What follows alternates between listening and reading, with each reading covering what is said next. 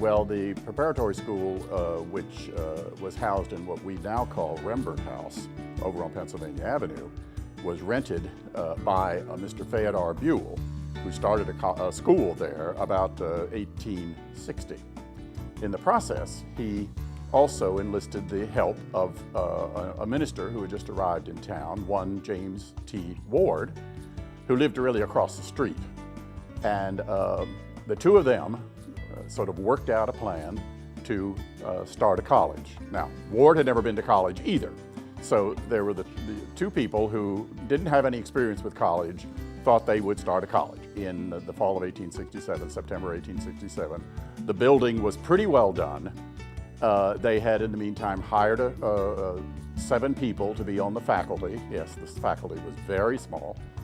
They advertised and pulled together about 60 students. Now, 2 men need to be mentioned because they were the financiers of all this, and one is John Smith of Wakefield, and the other is Isaac Bale. They were both on this first board, and they ponied up the money to pay off the debt to buy the land, and then the rest of the money had to be collected over the next few years. It took them 20 years to pay off the $20,000 debt. By the time the debt was paid off, we had already built 3 buildings and so forth. Within 2 years of Dr. Lewis taking over, he was a very, very good businessman, and he was able to pay off the entire debt.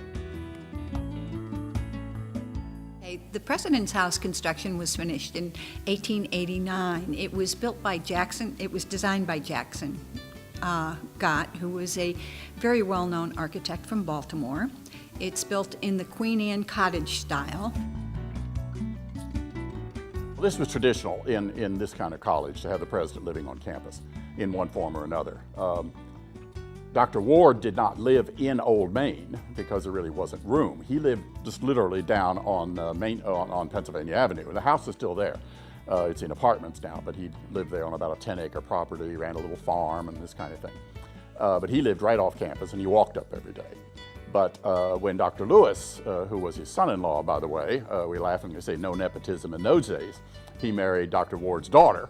When he arrived, already with, I think, 2 children, he lived with the Wards for a shortened period of time. Then he moved into the Old Main complex. They created an apartment for him. But by now, there were other buildings connected, so it wasn't quite as complicated and as crowded as the original Old Main building. Just as an aside, the Old Main building also held the preparatory school. Mr. Buell's preparatory school was folded into the college, and about 1/3 of the college was really the prep school. Dr. Lewis began to say we really do need to have a president's house, and so he appealed to a family down in Buckystown, a family by the name of Bakers. The Bakers gave $6,000 and they built the president's house. And this would have been in 1886-7 in that area. And so Lewis, soon as the house was done, he moved in with his family. He had 6 children before it was all over, and they all lived in that house, and he lived there for the next 34 years. And every president since then has always lived in the house. There were plays being presented from the first day. We had literary societies that were founded really at the beginning of the college, and they had meetings several times a year. They'd put on plays and various kinds of things. So they were always interested in drama of some form or another. In a more formal sense, we hired, I believe about 1897, we've hired somebody to actually teach speech. So the field was more speech. It wasn't theater as such. But we hired somebody to teach speech. She was here, I think, for 7 years. Then we hired a woman by the name of Nanny Lease, L-E-A-S-E, who was a graduate of class of 1900 or something like that. And she then stayed for 40-some years, and she taught speech and also directed some plays. She also directed Shakespeare plays outside. They put on various plays outside. And that continued until another person came in, and that would have been Esther Smith. And she really started doing drama. Now, the theater department as such, I guess, sort of began to be created, speech and theater, as a major. This didn't come into formally, I think, until at least the 70s. So it's not necessarily been a department all those years. Now, Alumni Hall, where the stage is and so forth, was built and opened in 1898, I believe it was. Peterson Hall was first built in 1908 as the Library and Administration Building. Again, it was done by Jackson Gott firm, the design, in a Beaux-Arts style.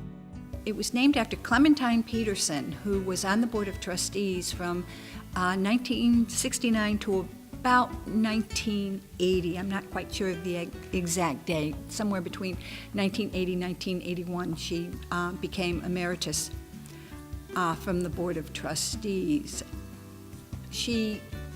In that time, she also was a benefactor to the college, and she gave over $1 million to the college. In 1994, they had renovated the building and decided to name it Peterson Hall after Clementine Peterson for that donation, and plus her work on the Board of Trustees. We had started a primary school, like an elementary school, in part because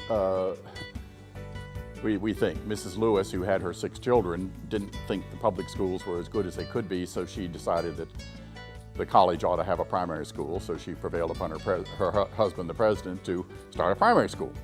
And that was all in Old Main, but you can imagine this Old Main complex with elementary kids, high school kids, and college kids all sort of living and working together. That was not a good idea. And so friends of the college who had a child in the primary school donated a building. Now, the problem that occurred was that their son died of measles at age 6.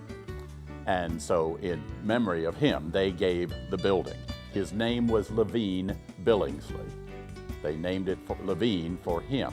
It went through several renovations, but it finally closed in 1926 as a preparatory school and became a dorm for men, and that was until 1939 when they renovated again and it became the music department.